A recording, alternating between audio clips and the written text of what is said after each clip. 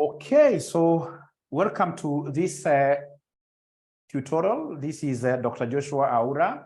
I teach financial management, advanced financial management, advanced FR, business data analytics at RCM Online College. So today I would want us to look at some concept here under valuation. And I would want us to refer to November 2018, question number 5B. November 2018. November 2018, question number 5, boy. November 2018, question number 5, boy. It reads, William Mugunya intends to invest 200,000 in a redeemable 12% shillings 100 debentures for 3 years. So redeemable, meaning that after 3 years, you will have to refund back the 200,000. The current market value of the debentures is 80% of the debentures per value. Debentures per value. The required return on the debentures is 10% per annum. Is 10% per annum. Advise William Mugunya on whether to invest in the debentures. On whether to invest in the debentures. So are the debentures viable? Are they viable? Very easy. So basically, we have to value this debenture. So debenture valuation. Debenture valuation. Debenture valuation. So this debenture valuation, ladies and gentlemen, then, what am I saying here? Remember, you value a debenture on the basis of the returns, on the basis of cash flows. So here I've got two types of cash flows. I've got annuity cash flows, and then number two, I have a lump sum. I have a lump sum cash flow. I have a lump sum cash flow. I have a lump sum cash flow. What are these annuity cash flows? The annuity cash flows basically will come as a result of the interest payments that I'll be paying every year. So remember, we are starting from time 0. So we have here time 1, time 2, time 3. Time 3. So then time 1, of course, you guys are clever. You've seen that we have a coupon interest of 12%. The coupon interest for the debenture is 12%. They have told us in this question, they have told us in a redeemable 12% shillings 1. That 12% is the interest rate implicit in this debenture. 12%. So this 12% of this 100. The par value is 100. So then at the end of year 1, year 2, year 3, at the end of year 1, we shall give this debenture holders 12 bob. At the end of year 2, we shall give them 12 bob. At the end of year 3, we shall give them 12 bob. But now listen. At the end of year 3, we are doing two things. We are giving these people their interest and redeeming back their money. We're going to redeem back for each share. We're going to redeem to them 100. So at the end of year 3, there is, these 12, 12, 12, these are annuities. There are annuities. They are constant. They are uniform. They are annuities. And this 100 is what we call what here? A lump sum amount. Is what we call a lump sum amount. So then listen to me very well. The annuity cash flows are these 12, which I'll multiply with PV4, because the 12, 12, 12 is an annuity thing. So I'll multiply this with PV4. PV4 for 10% is the cost of capital. They've given us the cost of capital down there. The required rate of return R. The required rate of return is 10%. So in this case here, we have PV for 10%. How many years? 3 years. 3 years. And then now we have the lump sum cash flow. The redemption amount. The redemption amount is 100. Is 100. This 100, because it is a one-off figure, I'll only multiply it with what here? With PV. I'll only multiply it with PV. PV, 10%, 3 years. So then I should be able to read these figures, the PV and PV, from my tables, discounting tables. Do we have discounting tables? Do we have discounting tables? Do we have discounting tables? Do we have discounting tables with us? Do we have discounting tables with us? Somebody talk to me. Somebody, why are you not talking to me? Do we have discounting tables? Do we have discounting tables? Do we have the discounting tables? Do we have the, yeah? So if you have discounting tables, could you kindly give me these figures? Could you kindly give me these figures? If we have discounting tables, kindly give me PV for, tell me PV for 10%, 3 years equals who? PV for 10%, 3 years equals who?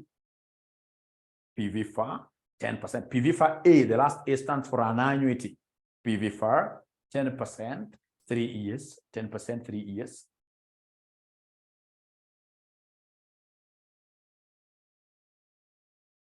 Okay, it's also good to be using the formula, but you see at times, if the percentage is available on your discounting tables, you're always better off saving some time. You're always better off saving some time.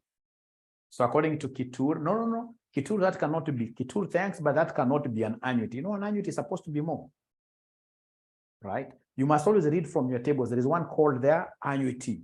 Another one called lump sum. Please know how to differentiate the two. I would really be happy to be of help to you. If I can make you understand that the two tables are different, then I'll be so happy. I'll be so happy. See, thank you very much. So Grace, 2.4869. So this is 2.4869. You must read. And then please go up there and read for me the PVF. Go up there and read for me the PVF. PVF. Go up there and read for me the PVF. PVF now does not have an annuity. This is for lump sum. This is for lump sum. This is for lump sum. So Kevin Masara, 7513, 7513, 7513.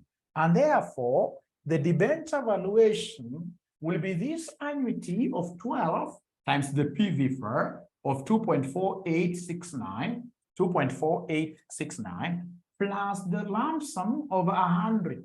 The lump sum of 100 times PV 7513. Is there anybody who can give me this value? Is there anybody who can give me this value?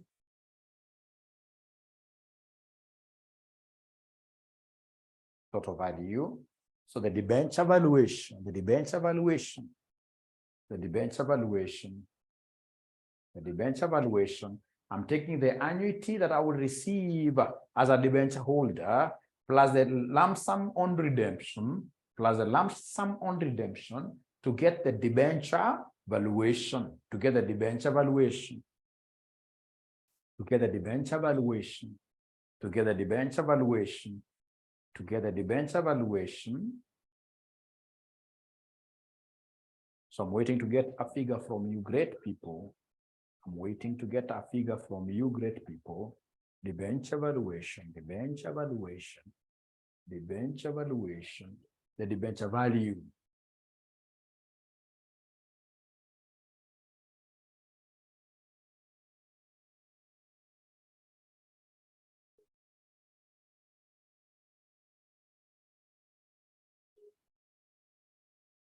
I'm hoping they're giving me this figure, 12 times this, unless I'm wrong, plus what I receive on redemption, plus what I receive on redemption. So according to Kevin and Raphael, it's 104.9728. 104.9728. 104.97. So this is 104.9728 with a decimal there. 104.9728. Thank you very much, Sauda. Thank you very much, Elijah. Thank you. Thank you. So this is the debenture valuation. But how much am I required to pay today? What is the purchase price today? What is the purchase price today? Purchase price today. The purchase price today. So this debenture, they've told me that if I have to buy it today, if I buy it today, I'm told the current market value of the debenture is 80% of the debenture value. So it is 80% of the debenture value, which is 100, which gives me 80 bob. So is this debenture profitable? Yes. Is it profitable? Yes. It has a yield to me. It has a positive yield to me. To get the yield, I will take in this case here the debenture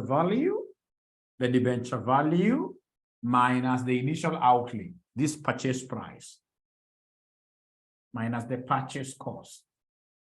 So the debenture value is 104.9728 minus the purchase cost of 80, like that. Purchase cost of 80, like that. Purchase cost of 80, like that. So is there anybody who is able to see some yield which I'll get at the end of the day? And because the yield is positive, then at the end of the day, we are recommending acquisition of this debentures. You'll gain as a debenture holder, you will gain. As a debenture holder, you will gain. As a debenture holder, you will gain. So please remember to subscribe to my YouTube channel. And then if possible, don't follow my name. My short name here, no like. I like to get many likes. That's what I would like to get. So please like my posts and ensure that you are sharing with your colleagues so that we can get resources to be doing this particular kind of videos for you. Most importantly, subscribe. Make comments there. Tell us, for example, the title of videos that we should produce in the future to assist you pass your exams. Great. So they're getting there 24 point something, 24 point something, 24 point something. Otherwise, thank you very much. I strongly now believe that you've done